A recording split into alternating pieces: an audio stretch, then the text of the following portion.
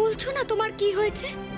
দেবী, অবতার ধারণের পর আমি কিছুকাল নিষ্ক্রিয় থাকতে বাধ্য হই। আমার কোনো শক্তি এই সময় আমি প্রয়োগ করতে পারি না। এসব তুমি কি বলছো প্রভু? এটাই জগতের নিয়ম দেবী। তাহলে তোমার এই অবস্থায় জগৎ রক্ষা হবে কি করে?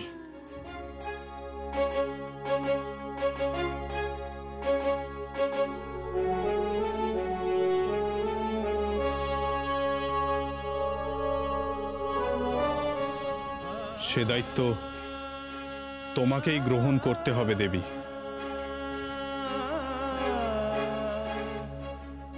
আমাকে?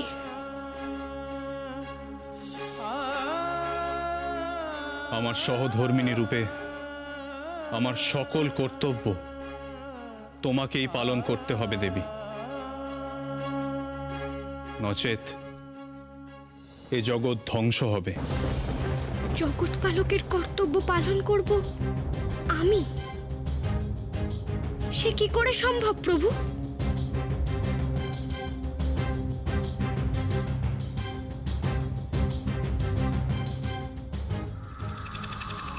জগৎপালক হয়ে বিশ্ব নিয়ন্ত্রণের সুযোগ কিছুতেই শ্রীলক্ষ্মী ছাড়বে না দেবগণ।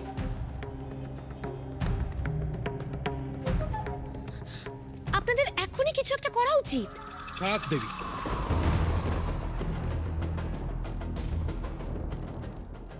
থাক। দেবগণ কিছুতেই আর আপনার প্ররোচনায় বিভ্রান্ত হবে না। সত্য বচন দেবরাজ।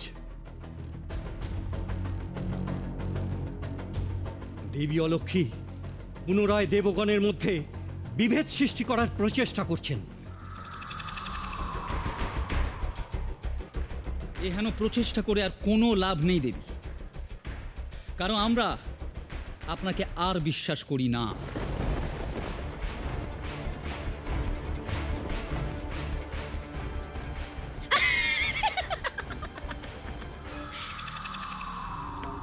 অচিরেই আপনাদের এ ভুল ভাঙবে অগ্নিদেব।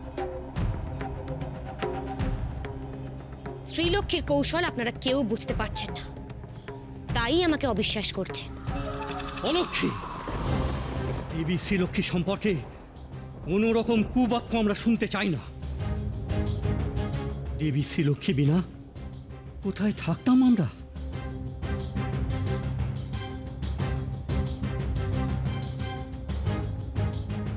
যখন স্বয়ং জগৎ পালক দেবরাজের প্রতি কঠিন হয়ে মুখ ফিরিয়ে নিয়েছিলেন, তখন দেবী শ্রীলক্ষ্মী দেবগণের সহায়তা করেছিলেন।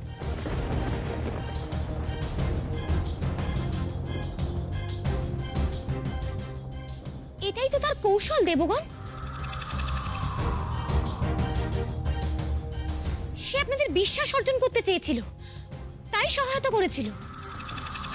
দেবী অলক্ষ্মী, দেবী শ্রীলক্ষ্মী চিরকালই আমাদের একজন হয়ে আমাদের সহায়তা করেছেন। আমার বিশ্বাস তিনি কোনোদিনই জগৎপালকের ভূমিকা পালন করবেন না।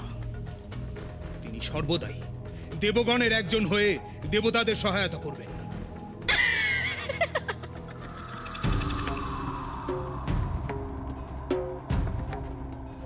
অচিরেই আপনাদের বিশ্বাস ভঙ্গ হবে দেবরাজ, আর আমি সেই দিনের প্রতীক্ষাই করব।